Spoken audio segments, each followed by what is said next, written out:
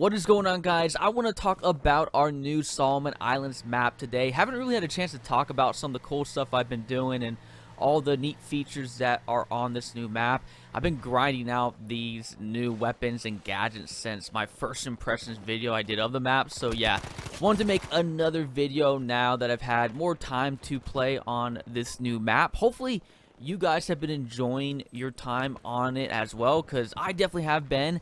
The jungle atmosphere has been so good. It really makes you craving for more of it. So honestly, I think the only downside I have of the map is the fact that jungle is so limited. I think I would prefer the second sector on Breakthrough or A and B flag on Conquest to have a bit more jungle to it. Even if it was like half of the area that was covered in jungle, so for instance maybe A flag was all covered in jungle but B flag wasn't, or even like a row of trees separating the two flags. It's just the jungle to me is so much fun that it just makes you crave for so much more of it. I think most of my strategies I've been developing for this map have been on Breakthrough, especially for the attacking team, because I keep getting this bug where I play on the attacking team for both Breakthrough rounds. So most of my perspective has been getting used to being on the attacking side.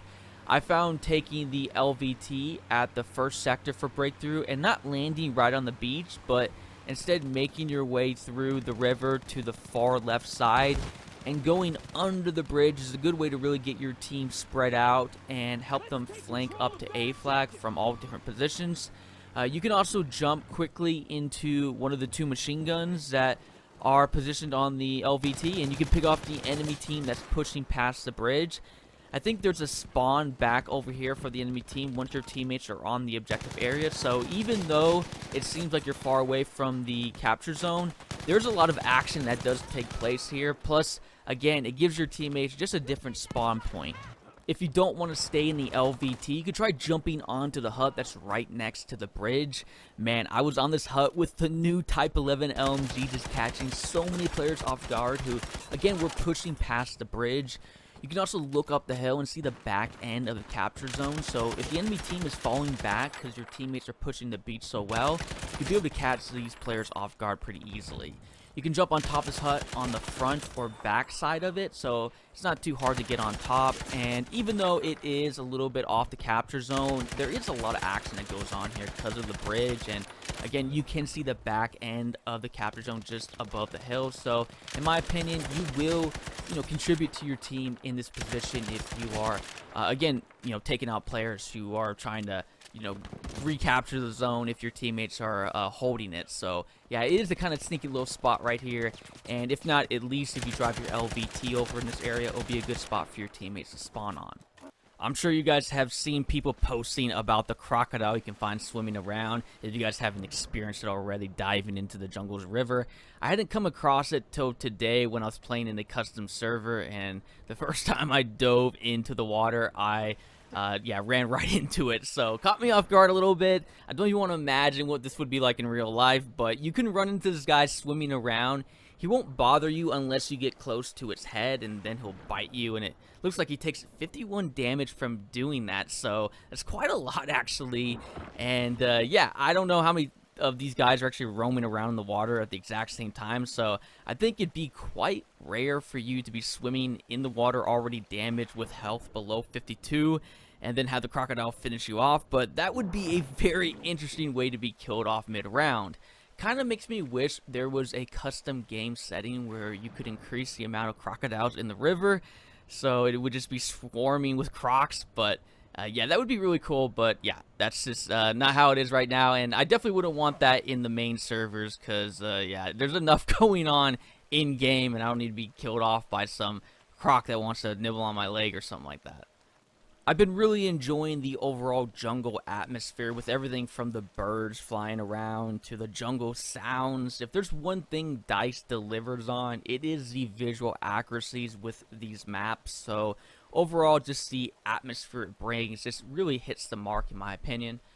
Coming back though to how I've been playing on the map, whenever I get past the second sector and Breakthrough, I've been really pushing the far right side. You can take this path right here next to B flag, and I've been diving under the water or taking the dinghy right here and just quickly pushing up to get inside this bunker. You kind of miss out of all the jungle gameplay by doing this, but the amount of times I've been in this bunker picking off players who are trying to hold off my teammates who are pushing through the jungle is way too many to count. So I've had a lot of success or a lot of battles trying to get to this location, because I'm sure there's a lot of you out there who recognize how significant this spot can really be to catch players off guard who are mostly focused on the jungle or playing in the huts. I've been doing the same thing on the second part of the same sector, again staying on the right side and then diving into the water to avoid enemy players, and then getting onto this small piece of land that's surrounded by Jungle River. This is another spot where there's so many battles that are happening right in the deep jungle section where players are trying to push through to the second part of the sector that you can easily pick off plenty of players from the side. So if you're struggling to push up right through the jungle and died a couple times, I check to see what's going on in this location right here.